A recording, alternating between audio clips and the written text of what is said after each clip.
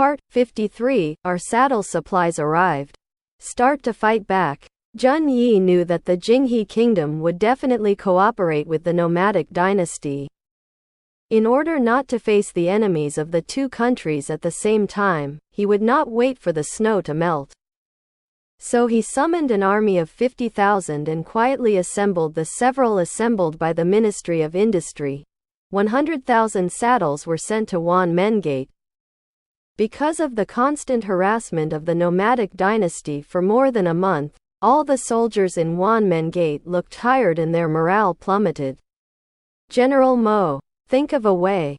If this happens again, wait for the snow outside to melt and the cavalry of the nomadic dynasty to overwhelm the realm. At that time, all our soldiers may abandon their armor and flee. Lieutenant General Lu looked anxious. He looked at it indifferently. He wished to drag Mo Yan out of the camp.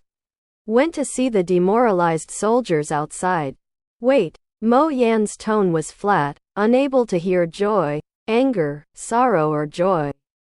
Lieutenant General Lu was about to be mad at Mo Yan's indifferent appearance. Since a month ago, Mo Yan has been like this. If he had not defeated the 300,000 army of the Wangyu dynasty with 100,000 soldiers, he would have doubted it. Mo Yan was just a general with a false name. Wait, how long will this wait? Lieutenant General Lu was so angry that his lungs hurt.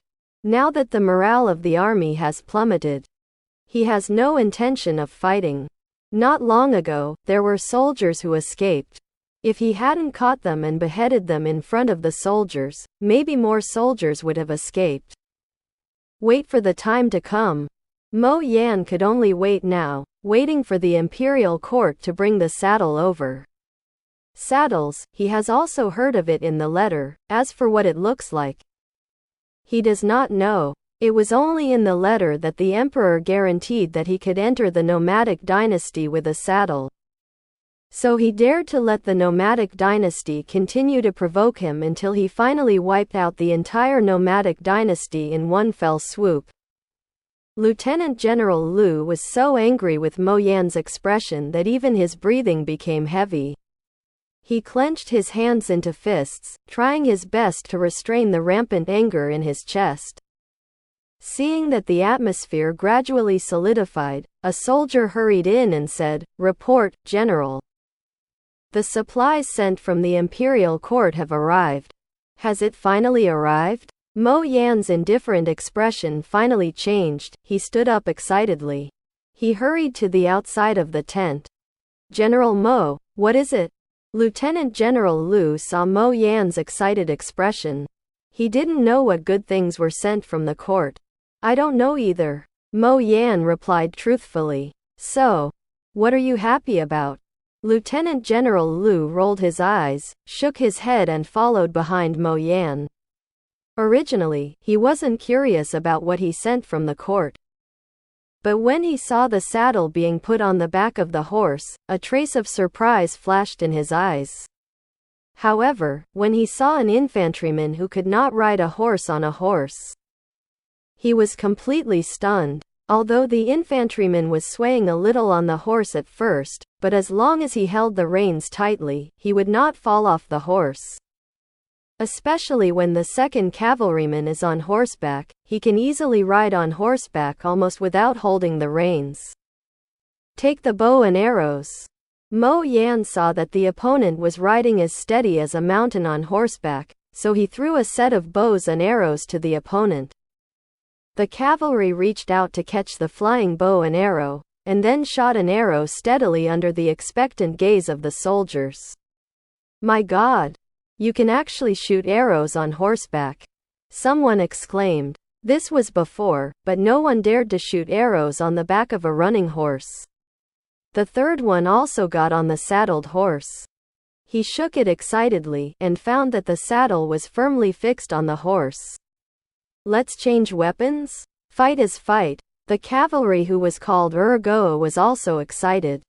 He dropped the bow and arrow, picked up the spear from the sidelines, pointed at the opponent. "Come on, today we will come and see.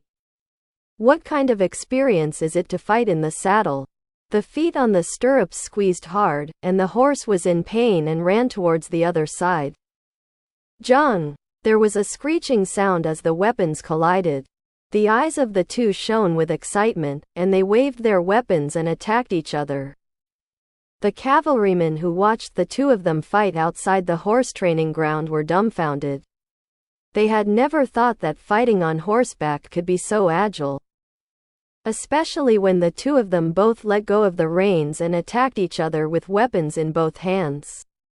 The horses kept running, but even so, neither of them fell off their horses. My God! Ergo actually stood up on the horseback.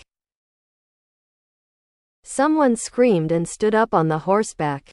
This was something that I never dared to think about before. I didn't even fall off the horse's back.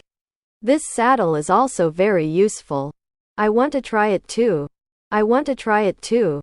The saddles were put on the horses, and they scrambled to the horses. The huge horse training field poured into countless soldiers on horseback, and they were excitedly holding their weapons and picking their opponents to fight. Mo Yan felt a little itchy when he saw that the soldiers showed unprecedented excitement. He pulled out his horse from the stable, put on the saddle, and turned on the horse. When he was on the saddle, he knew why the cavalry was so excited. With a saddle, there was no need to worry about falling off the horse. As long as he rode all year round, he could let go of the reins and fight with weapons in both hands. Waiting for sharp weapons, why worry about the nomadic dynasty? He ran a few laps around the stable, during which he used bows and arrows, long swords, iron spears, and every weapon he used had the feeling of fighting on the ground. In particular, the design of the stirrups should be too perfect.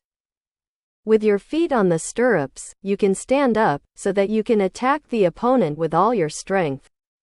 In the next few days, the entire Wanmen Gate was unprecedentedly lively. More than 200,000 cavalry's men trained in various horse training grounds, from the first jogging to the last practice makes perfect. Especially the first 20,000 cavalries. Because they used to fight on horseback before, they are no strangers to fighting on horseback. Now that they have a saddle, they are more handy, and they can almost play on horseback. The other soldiers who turned from infantry to cavalry, on the first day of the game, could only barely guarantee that they would not fall. But on the second day they could hold the reins in one hand and the weapon in the other. On the third day, the more daring dared to let go of the reins with both hands and shoot the target with the bow and arrow in hand. Although the quasi-head can't bear to look directly. After the fifth day, the snow on the ground gradually melted, and Mo Yan knew that the days could not be dragged on, so he formulated a battle plan and prepared to fight back. Standing on the city gate, he looked at the 8,000 cavalry's soldiers running from afar, with a bloodthirsty smile in his eyes. Kill! The cavalry of the nomadic dynasty seemed to have been beaten by chicken blood. Ignoring the feather arrows flying over the city gate, and rushed towards the cavalry under the city gate as if they were dead. Brothers! It's time for us to take revenge. Lieutenant General Lu shouted on horseback. Vengeance, revenge, revenge for dead brothers. Today is the day of the counterattack. The cavalry of the nomadic dynasty was harassing as usual today. They looked at the cavalry who took the lead out of the city gate, and their eyes were all shining with bloodthirsty light. Brothers! Kill! Let's go all out and kill all the cavalry of the Holy Dynasty under Wanmen Gate. By God! Tell roared excitedly. Kill! Kill! At this moment, the morale of the Holy Dynasty reached an unprecedented high. With bows and arrows in their hands, they aimed at the nomadic cavalry rushing over, waiting for Lieutenant General Lu's order. Release arrows. Lieutenant General Lu shouted with all his strength, and in an instant, 10,000 feathered arrows cut through the sky and shot at the soldiers of the nomadic dynasty. The nomadic cavalry rushing in front saw the second wave of feather arrows coming, and they all picked up their shields to block. Some were lucky and escaped the attack of the feather arrows. And some were unlucky. The horses were attacked by the feather arrows. The horses neighed in pain, and then fell to the ground, and were soon drowned by the horses behind, under the horse's hoof. Seeing that the distance between the two sides is getting closer and closer, the eyes of the cavalry of the nomadic dynasty are all shining with bloodthirsty light. Bai-Ga-Tel looked at the 20,000 cavalries and shouted, "Brothers, kill all their cavalry in one go."